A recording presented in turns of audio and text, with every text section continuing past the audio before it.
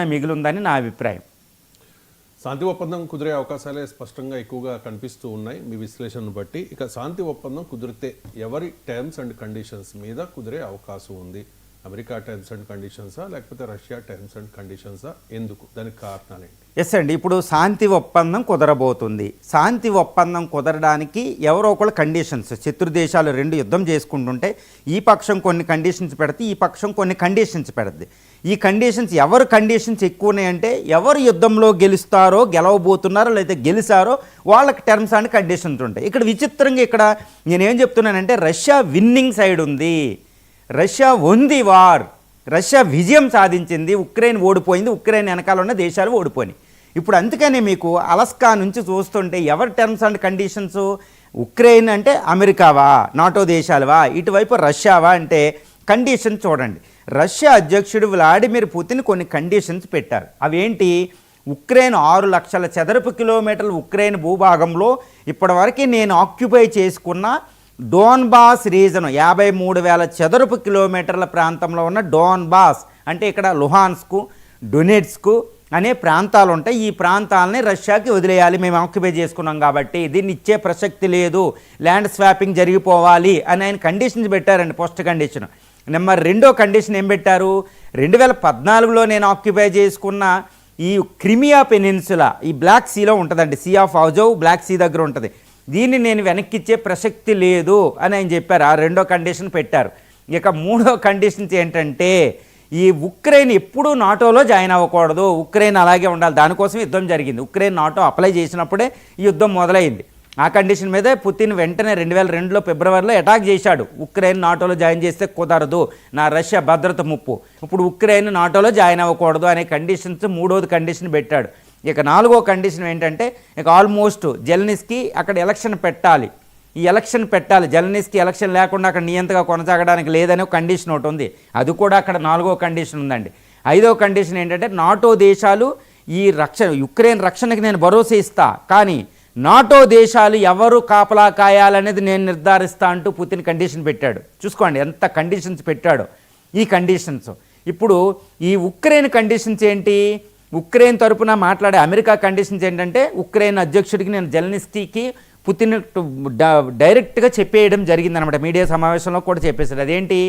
మీరు ఇప్పుడు దాకా ఆక్యుపై చేసుకున్న ల్యాండ్ వదిలేయాలి, క్రిమియా వెనక్కి ఇచ్చే ప్రసక్తి లేదు, నువ్వు ఎప్పుడు నాటోలో జాయిన్ అవ్వవు, కాకపోతే నీకు సెక్యూరిటీ గ్యారంటీ ఇస్తా, కానీ అక్కడ పుతిన్ చెప్పినట్టు నాటో దేశాలు కాదు, అమెరికా అంటే నాటో దేశాలు అంటే నాటో దేశాల్లో ఒక ఒప్పందం ఉంటుందన్నమాట. ఈ నాటో దేశాల మీద ఎవరైనా అటాక్ చేస్తే మొత్తం నాటో దేశాలు కలిసి 32 దేశాలు కలిసి అటాక్ చేయాలి. అలాంటి ఆర్టికల్ ప్రకారం కాకుండా కేవలం అమెరికా సెక్యూరిటీ మాత్రం ఇస్తుంది. అంటే ఇంక ఉక్రెయిన్ మీద అటాక్ చేసిన రష్యా మీద అటాక్ చేసే వీలు ఉండవు, చాలా జాగ్రత్తగా. అది పుతిన్ గ్యారంటీ, సెక్యూరిటీ గ్యారంటీ అనే దాంట్లో పెద్ద చాలా ఇష్యూస్ ఉన్నాయి, దౌత్యం అక్కడ. పుతిన్ సెక్యూరిటీ గ్యారంటీ ఇస్తారు, కానీ నాటో దేశాలు కాదు. అమెరికాను విచ్చుకో, కానీ నాటో దేశాలకు వర్తించే ఆర్టికల్ వర్తించింది అనుకోండి, ఇంకా నాటోలో జాయిన్ అయినట్టే అక్కడ ఉక్రెయిన్. అది లేదు, ఆర్టికల్ 2 అనేది. చాలా తెలివిగా పుతిన్ ఓకే చేశాడు సెక్యూరిటీ గ్యారంటీ, ఉక్రెయిన్ మీద నేను యుద్ధం చేయను అన్నట్టు. కానీ ఎప్పుడైనా చేసిన వీలు ఉంటుంది ఆయనకి, చాలా జాగ్రత్త. అంటే ఏంటి? టోటల్గా ఈ యుద్ధ విరమణ కాల్పుల ఒప్పందం, సీజ్ ఫైర్ కాకుండా మొత్తం శాంతి ఒప్పందం, ఏది ఉక్రెయిన్ రష్యా యుద్ధం ఆగడానికి కావలసిన శాంతి ఒప్పందం అనేది రష్యా టర్మ్స్ అండ్ కండిషన్స్ మీద అవుతున్నాయి. ఉక్రెయిన్ అమెరికా నాటో దేశాల కండిషన్స్ లేవు, అస్సలు లేనే లేవు. కాబట్టి టోటల్ అంటే రష్యా విన్ సాధించింది, రష్యా విజయం సాధించింది అని. ఇంకోటి కూడా గుర్తుపెట్టుకోవాలి మనం ఇక్కడ. ఇంకోటి ఏంటంటే రష్యాకి ట్రంప్ డెడ్ లైన్ విధించాడు 50 రోజులు, మళ్ళీ దాన్ని 10 రోజులకి తగ్గించాడు. తర్వాత వెంటనే రష్యా డెడ్ హ్యాండ్ అంటే వెంటనే న్యూక్లియర్ సబ్మెరైన్స్ని మీ బోర్డర్ దగ్గర పంపిస్తున్నానని 2 పంపించాడు. అంటే అన్ని బెదిరింపులు అయిపోయినాయి. రష్యా మీద అన్ని శాంక్షన్స్ విధించారు.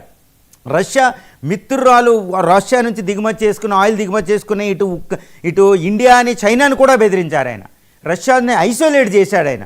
కానీ రష్యా నిలబడింది, యుద్ధం చేస్తూనే ఉంది. రష్యా మీద అమెరికా ఉక్రెయిన్ ద్వారా అమెరికా డ్రోన్లు, అమెరికా బాంబులు, అమెరికా మిసైళ్ళు, నాటో దేశాల మిసైల్స్ అన్నీ రష్యా మీద ప్రయోగించారు. 41 బాంబర్లు ఒకేసారి పేల్చారు. కానీ రష్యా వెనక్కి తగ్గలే, యుద్ధం చేస్తూనే ఉంది. ఎందుకంటే రష్యా ఈజ్ అమేజింగ్ పవర్ అండి. రష్యా మాసివ్ టెర్రిఫిక్ పవర్ ఉంటుంది, టెర్రిబుల్ పవర్ ఉంటుంది దాని దగ్గర, హారిబుల్గా ఉంటుంది దాని పవర్, అది చూపించింది. ఇంకా దిక్కు లేక ట్రంప్ మళ్ళీ తన ఏజెంట్ని మాస్కో పంపించి పుతిన్తో మాట్లాడించి అలస్కా రప్పించుకున్నారు. అలస్కా రప్పించుకుని ఇప్పుడు మళ్ళీ మాస్కోలో రాబోతున్నారు. అంటే ఏంటి, ఇంక అన్ని భయాలు అన్నీ అయిపోయిన తర్వాత ఇంకా రష్యా దగ్గర వాళ్ళు లొంగిపోవడం కనపడుతుంది. కాబట్టి ఈ కండిషన్స్ అన్నీ రష్యా అధ్యక్షుడే పెట్టాడు అక్కడ అలస్కాలో. ఎందుకంటే విన్నింగ్ సైడ్ ఉన్నాడు. ఎందుకంటే రష్యా యుద్ధాన్ని కొనసాగించగలదు, కానీ ఉక్రెయిన్ వెనకాల ఈ దేశాలు కొనసాగించలేవు. ఎందుకంటే మూడవ ప్రపంచ యుద్ధం వస్తుంది. ఈ మూడవ ప్రపంచ యుద్ధం వస్తే ముళ్ళొచ్చి ఆకును గుచ్చుకున్న, ఆకు వచ్చి ముళ్ళును గుచ్చుకున్న పోయేది ఆకే అని ఒక సామెత ఉంటుంది, మనకి సరదాగా చెప్పుకుంటాం. ఇక్కడ రష్యాకి ఏం కాదండి, రష్యాకి హ్యూజ్ టెరిటరీ, అది $2.5 ట్రిలియన్, చాలా చిన్న ఆర్థిక వ్యవస్థ అది.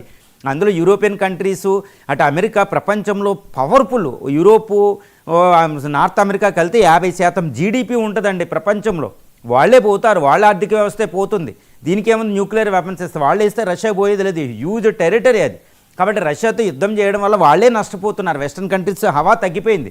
అసలు ఈ రష్యా ఉక్రెయిన్ యుద్ధం మీద ఒక పెద్ద ఎనలిస్ట్ ఒక మాట అన్నారండి. ఏమన్నారంటే, ఈ రష్యా ఉక్రెయిన్ యుద్ధం ముగిసిన తర్వాత ఎవరు గెలుస్తారో ఎవరు ఓడుతారో తర్వాత, కానీ యూరోప్ అయితే ఓడిపోతుంది.